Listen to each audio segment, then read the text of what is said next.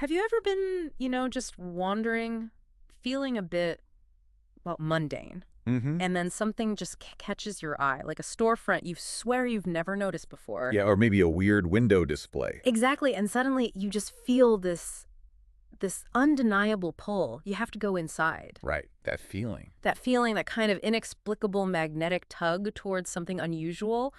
Well, that's exactly where we're starting our deep dive today. Ah, okay. We're stepping into the world of Labobo. It's a truly unique kind of experience. Goes way beyond just, typical shopping. And what's really fascinating here, I think, is that Labobo isn't just about like quirky things you can buy. No, it's more like a powerful metaphor. It's about discovering what some call unusual necessities. Unusual necessities. What does that mean exactly? Well, they aren't the things you need for survival, right? Not food or shelter. Okay. They're the deeper things, Mm. the often hidden elements you need to truly live, not just get by. Ah, I see. To live. Yeah, exactly. So our mission with this deep dive is to unpack the intriguing details of Labobo. Yeah. Its mysterious owner, the proprietor, Mm. and maybe most importantly, the profound impact it has. Not just, in its fictional world, but maybe on how we understand ourselves too. Absolutely. And you listening are going to get a shortcut, really, to understanding this fascinating concept. It's full of surprising insights and maybe even a new way to look at what you truly need. Yeah. Okay, let's start painting a picture of this place then. Let's unpack this. So what exactly is Labobo? It sounds incredibly elusive, almost mythical. Well, that's a good word for it. The sources definitely describe it as a place that defies expectation, defies logic even. Really? Yeah, it's said to appear almost spontaneously, often when people are feeling a bit lost maybe, or at a crossroads, or simply yearning for something more. You might just stumble upon it, like in a forgotten alleyway, or just at the very end of a particularly dreary day. Yeah. It's almost as if it manifests precisely when you need it most, Yeah. even if you don't know you need it. Okay, but from the outside, it doesn't sound like much, doesn't give much away. I read descriptions mentioning it looks like a dusty antique store. That's right. It's deliberately understated. Okay. Its windows might just show this eclectic mix of seemingly mundane trinkets. Maybe a chipped teacup, Right. a compass that's just spinning wildly on its own, maybe even a single mismatched sock. Huh. A sock. Yeah. It almost kind of lulls you into this sense of just Yeah. ordinary curiosity. Nothing spectacular at first glance. But then the real magic, the transformation happens when you step inside, across the threshold. Exactly. The interior is described as something else entirely, like out of a dream. How does the inside contrast with that humble exterior? Oh, completely. Yeah. Inside this, immediately feels like it expands, it twists, it reveals itself to be this labyrinth of wonders. Wow. Truly unlike anything you'd expect from that dusty storefront. And this is where its unique merchandise comes in. The unusual necessities. Labobo was renowned for selling these unusual necessities. And again, these are not common items. They're things you need to truly live. Okay, like what? Give me some examples. We're talking about things like, well, a pen that always knows the right words to say, Okay, useful. or a mirror that shows you your true potential, or even a clock that can actually slow down time when you need it most. Whoa. Slow down time. Okay, when you hear about stuff like that, a pen that knows the words, a mirror showing potential, it sounds like pure magic, right? It does, on the surface. But if we connect this back to the real world, what do these unusual necessities really represent for us? Beyond the fantasy. That's the core insight here, I think. These aren't literal magic spells. Right. That pen, for example. It could symbolize finding your authentic voice, or overcoming writer's block, or maybe just finding the perfect way to say something difficult. Ah, okay. Communication. Yeah. And the mirror showing true potential, it isn't really about changing your reflection. It's more about gaining self-awareness, maybe. Belief in your own capabilities, things you perhaps didn't see before. Right, seeing yourself differently. Exactly. And the clock that slows time, well, that's a beautiful metaphor, isn't it? For mindfulness, perhaps, for finding those moments of peace, of presence amidst all the chaos. It allows you to truly experience life instead of just rushing through it. Gotcha. Labobo, in essence, sells tools for self-discovery, for emotional well-being. That's a really powerful way to frame it. Tools for the soul, almost. You could say that. Imagine finding something you didn't even know you were searching for, but you desperately needed it. It really does sound like a shop that caters to the soul, not just, the shopping list. Precisely. And this brings us to another really intriguing aspect, Which is? the enigmatic proprietor, who was actually said to run this incredible place. Ah, right. The owner. The legends around them are quite varied, aren't they? They really are. Some sources say it's an ancient benevolent spirit. Okay. Others whisper about a mischievous gnome, or maybe even a collective of forgotten muses, guiding the shop's destiny. A collective of muses. Interesting. But the most common tale, the one you hear most often, speaks this enigmatic figure. Someone seen only in glimpses. Like how? Maybe just a flash of a deep purple cloak, or the glint of a monocle as they sort of shuffle through an aisle.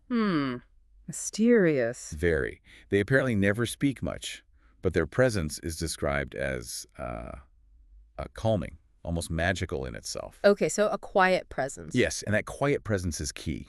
Because the proprietor's role isn't like a typical salesperson's. How so? They don't just, sell you an item off the shelf. They guide you. They guide you to what you need to find. Even if you don't know what that is yet. Exactly. Even if you have no idea. They're said to have this uncanny ability to lead you to the perfect object, often one you weren't even looking for until it was right there in your hands. So it's not just a transaction then. This isn't simply customer service. It's almost like intuitive guidance. That's a great way to put it. Intuitive guidance. Does this guidance ever feel, I don't know, intrusive? Or is it always a welcome kind of discovery? What makes that connection so profound? From all the descriptions, it seems it's always portrayed as welcome. Yeah. A discovery. Okay. It's less about being told what you need and more about having your own subconscious desires maybe, or your unspoken anxieties mirrored back to you. Yeah. But in a tangible form. Ah, right. Like seeing it made real. Exactly. This guiding presence in Labobo, it kind of mirrors the role of intuition in our own lives, doesn't it? Yeah, it does. Or maybe those serendipitous encounters that just lead us precisely where we need to go. Yeah. Often without us consciously seeking it. Finding a solution to a problem you hadn't even fully articulated yet. Precisely. That's the feeling. That's fascinating. And people who stumble into Labobo, they often describe it as almost dreamlike, right? The experience itself. Like the air is thick with the scent of old books and something like stardust. That's how it's described. And shelves just groaning under the weight of forgotten wonders. Every corner holds a new surprise. It sounds less like a shop and more like an unfolding journey. That's it, exactly. The experience isn't really about impulse buying or just acquiring things. Right. It's deeply about connection. First, a connection between you and the object you find. Okay. But ultimately, it's a connection between you and a deeper understanding of yourself. The atmosphere facilitates that. It's sort of designed to quiet the outside world and allow for that internal reflection. And the result, the transformative outcome for people who visit sounds profound. It really does. People claim they leave Labobo not just with, an item, but with a renewed sense of purpose sometimes. Yeah, or a spark of inspiration. Or even a solution to a problem they'd been wrestling with for ages. How does a shop manage to have that kind of lasting impact? Well, it's almost as if the shop itself understands you, understands your unspoken desires. It anticipates what you truly need on a deeper level. So the items aren't just objects. They become anchors, maybe. Anchors for a shift in perspective, or a commitment to a new path, or maybe unlocking some internal resource you didn't know you had. The shop provides the catalyst. Exactly. But the transformation itself is deeply personal. It happens within you.